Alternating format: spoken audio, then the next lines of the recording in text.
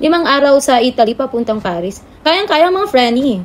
Sa pangalawang araw nga namin mga Frenny, napag-usapan na natin ang tungkol sa Colosseum history and experience. Syempre, pag-usapan din natin kung magkano ba ang nagastos namin dito sa mga nag-aabang. Ayun. Syempre mga Frenny, I got you. Okay, ang aming nagastos ay 50 euro lamang po dito sa pagpasok ng Colosseum. Syempre mga Frenny, kailangan tapusin nyo muna itong video na ito para makuha ninyo ang exact details ng nagastos dito sa Colosseum.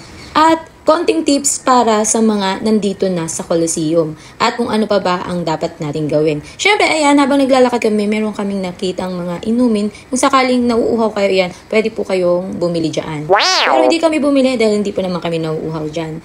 Habang nag-iikot pa kami bago kami makarating dun sa pinakababa, o hindi pa tapos mga Frenny ang aming pag-iikot dito sa taas, natanaw nga ng aming tourist guide ang isa sa mga nakaupo dito. At sinabi sa amin ng isa sa mga sikreto kung ano yung inuupuan nila. The original camera. Hindi nila alam yung inuupuan nila pag CR. Oh my goodness! Diba talaga pag may tour guide, mga Frenny, iiwas tayo dito. Yung mga hindi natin alam, malalaman natin, no? Kagaya nung inupuan kanina. Ayan, pababa na kami. It was the emperor. So the emperor used to take the second balcony also for your pictures. Yeah. Because you can see better also the space for the emperor.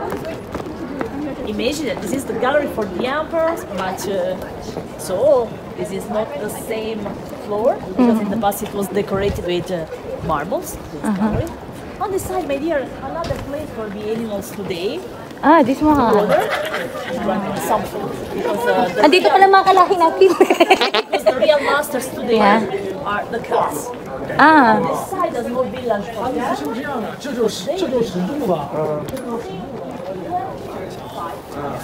25 ka?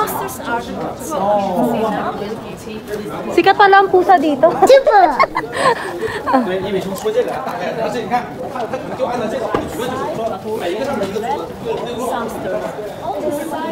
Nandito na nga kami sa pinakababa ulit. Yung pinaka-sentro ng Rome, ng Colosseum. Shoutout mga Frenny! At kung nag-enjoy kayo, pakipusuan at i-comment kung saan nakarating ito. Now we are on the ruins of the backstage. Remember, this side, the backstage was covered with the floor. Some historians say that it was the second balcony for the emperor. Because if you remember, sometimes the poor people decided to cook. So the Colosseum was famous also for the great fires. But for the emperor, there was another exit. The balcony on the top, but there was a secret place. At the end of this wall, there is a small arch. From this arch start a gallery.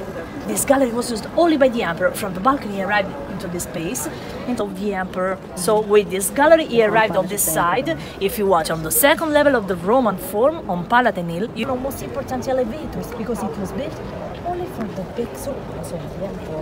Because in a moment from the backstage, a lion or another small animal arrived on the arena.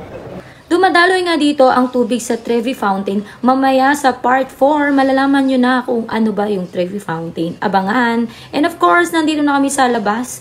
Harap ito ng Colosseum na pinuntahan natin kung saan dito nyo makukuha ang magandang spot kung gusto nyo pang Instagrammable at sa magandang spot na gusto ninyo para sa inyong picture, pang profile, kung ano-ano man yan, para sa inyong social media. Ayan, tanaw na tanaw ninyo ang buong Colosseum. May mga nag-o-offer din po pala dyan ng mga professional photographer, pero kung meron kayong magandang cellphone, pwede na po yun. Mula sa tapat ng Colosseum, lumakad lang tayo dito sa paakyat at matatanaw na po ninyo ang ganito. Pwede po kayong humiling o mag-wish gaya po ng iba. Pero syempre, kanya-kanyang trip po tayo dyan. At syempre, huwag nyo kakalimutan dumaan dito mga Frenny sa gate na to para dito makakuha kayo ng magandang spot para sa inyong Instagrammable o sa inyong social media platform. Nakakatahimik at ilan lang nakakaalam dito. Habang dumadaan nga kami dito, dumaan muna kami sa Cafe Roma. Matatanaw ninyo sa mismong gilid. At umorder po kami ng Chocolata Calda. In short, hot choco. And of course, ang ginastos namin dito ay 6 euro para sa large and 5 euro para sa small. Overall po, ito po yung aming nagastos. Sa peso po, halos 3,600, 62.92 lang po ang aming nagastos.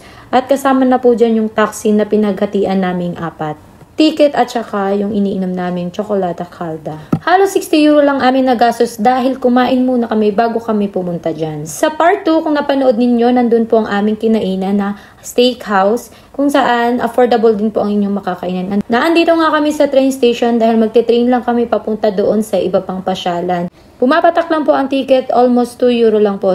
Makakatipid ka pa at more challenging pa yung mararanasan natin dito. Mas makakabuti po kung pupunta kayo rito sa train station na may kasama kayong mas higit na nakakaalam. Or pwede rin naman po kayong magtanong. Or kung meron naman po kayong higit na dala, mas mabuti na lang po na kayo ay mag-taxi. Blessing in disguise nga po dahil meron kami nakilalang Pilipino na si Kuya Boy na sobrang bait na hanggang sa pagpunta namin dun sa pupuntahan namin ay sinamahan kami doon sa terminal na aming pupuntahan. Kung saan makakapunta na kayo ng iba't ibang lugar na libre at wala pong bayad. Wow! Libre po yung pupuntahan namin. Kung may credit card kayo, pwede po kayong kumuha ng ticket through your credit card dun sa machine na yun. Kaya naman mga friend, iabang ninyo ang part 4 para sa iba pang detalye ng aming pinuntahan nang hindi kayo masyadong gumagastos. Yes po, dahil pwede naman po tayong pumunta sa pasyalan kagaya ng Trevi Fountain. Abangan po ninyo kung saan po namin kayo dadalhin sa part 4 and nawain matulungan po namin kayo sa inyong journey. To get to the Trevi Fountain from Termini,